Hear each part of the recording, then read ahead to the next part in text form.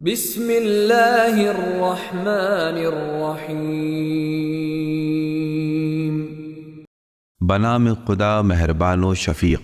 والسماء والطارق، آسمانوں کی قسم اور رات کو نمودار ہونے والے کی قسم۔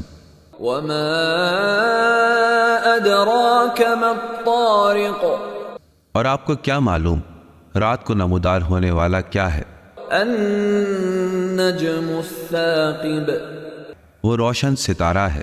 ان كل نفس لما عليها حافظ، کوئی نفس ایسا نہیں جس پر کوئی نگہبان نہ ہو۔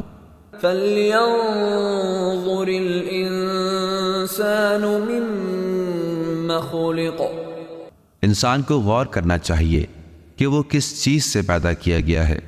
خلق من ماء دافق، اسے اچھلتے ہوئے پانی سے پیدا کیا گیا ہے۔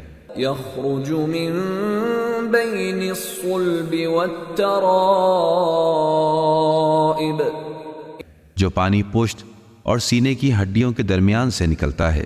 انه على رجعه لقادر، یقیناً وہ خالق اسے دوبارہ پیدا کرنے پر قادر ہے۔ يوم تبلى السرائر، جس دن تمام راز منکشف کر دیے جائیں گے۔ فما له من قوة ولا ناصر، اس وقت اس کا نہ کوئی زور چلے گا نہ ہی کوئی مددگار ہوگا۔ والسماء ذات الرجع، قسم ہے آسمان کی جس سے بارشیں نازل ہوتی ہیں، والأرض ذات الصدع، اور قسم ہے زمین کی جو شگافتہ ہو کر نباتات اگاتی ہے۔ إنه لقول فصل، یہ ایک فیصلہ کن بات ہے وما هو بالهزل، اور یہ ہنسی مذاق نہیں ہے۔ إنهم يكيدون كيدا، یہ لوگ پرفریب تدبیروں میں لگے ہوئے ہیں، وأكيد كيدا، اور میں بھی اپنی تدبیر کر رہا ہوں۔